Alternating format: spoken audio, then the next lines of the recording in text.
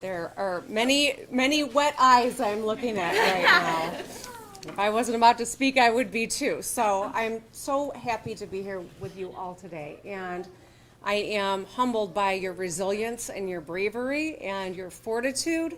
And I'm so glad to be able to make this happen today. And because it's so heavy and emotional and celebratory, I won't make my April Fool's Day joke, so we'll just go right into it.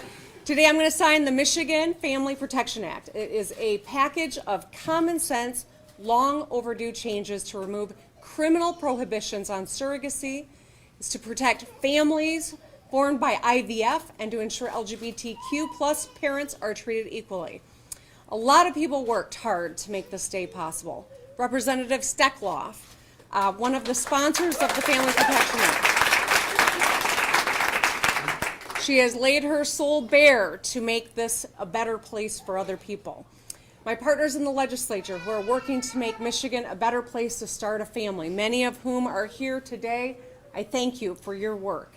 I want to specifically identify some of the sponsors of the bills in the Family Protection Act. Representatives Christine Morse, Kelly Breen, Jason Hoskins, Jennifer Conlin, Jason Morgan, Penelope Cernoglu, Lori Pahutsky, and Amos O'Neill. Thank you.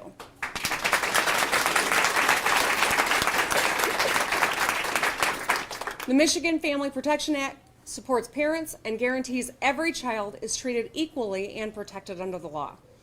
Until now, Michigan was the only state in the nation, 1 out of 50, that criminalized paid surrogacy contracts. Our outdated law prescribed up to a year of jail time and a $10,000 fine for using a surrogate. Today's bills repeal that ban and better protect surrogates, children, and parents. They will ensure that you have the freedom to start your family without political interference. This legislation will make a real difference for Michiganders.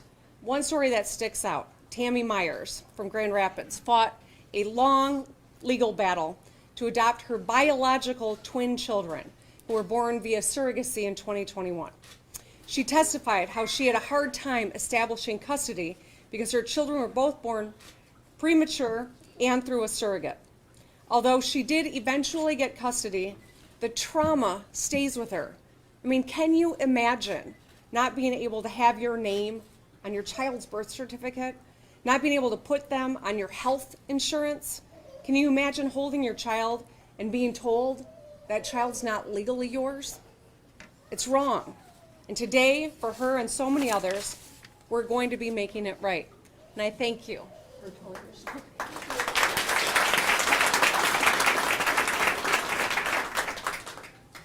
Of all the years that I've been doing this work, there's nothing more powerful than a parent who's gone through something really difficult and uses that as a crusade to make other people's lives better. So we owe our gratitude to so many.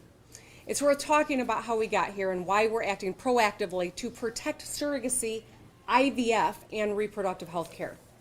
I was shocked that so many legislators in Michigan voted against these bills. It's all about giving women access to another way to have a child, or a same-sex couple access to a way to have a child, while ensuring that every child has equal protection under the law. This is the most pro-family thing this legislature's been able to get done, and they've gotten a lot of good stuff done this year. But we're not stopping there. We're also taking proactive steps to protect IVF and ensure Proposal 3, enacted by an overwhelming majority of Michiganders, stays intact. As we saw with the Roe precedent fall, nothing is settled. We know that a change in power at the national level could lead to an abortion ban, outlaw IVF, criminalize birth control, and more. Other states are giving away the game.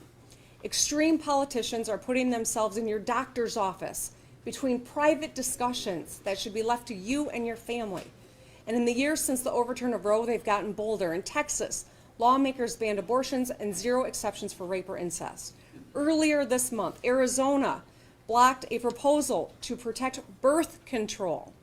Last month in Alabama, Supreme Court placed IVF in jeopardy. And just last week, the United States Supreme Court heard arguments in a case to ban mifepristone, a common abortion and miscarriage drug. Some said we'd never be in a place where IVF, surrogacy, and contraception would be threatened, let alone abortion. But that's exactly where we are right now in this country. Meanwhile, in Michigan, we're making it easier to start a family and to raise a family. We keep feeding every public school student free breakfast and lunch, saving parents $150 a year feeding their students. We also lower the cost of childcare by expanding supply and hiring more qualified professionals for childcare. We're building more housing, we're fixing roads and bridges, and we're putting money back in people's pockets. We will get things done on issues that make a real difference in people's lives. Because in Michigan, we've got your back. Michiganders voted overwhelmingly to adopt Proposal 3 in 2022, enshrining the right of reproductive freedom in our state's constitution. We've also protected the right to prenatal care, childbirth and postpartum care, contraception, sterilization, abortion, miscarriage management, infertility treatment like IVF. This is how you see a state that supports the people, that supports families. Recently, Right to Life Michigan filed a lawsuit to repeal Prop 3, endangering reproductive freedom, prenatal care, and IVF. Not on my watch.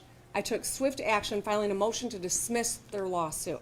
With our new majority in Lansing, we have repealed our 1931 abortion ban and enacted the Reproductive Health Act, expanding reproductive health care.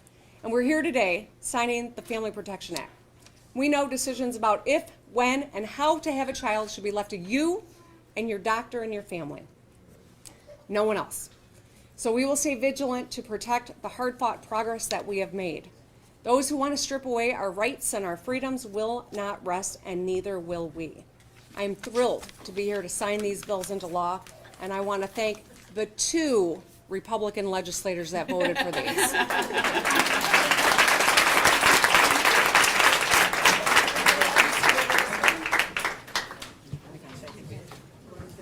Out of 148 people. All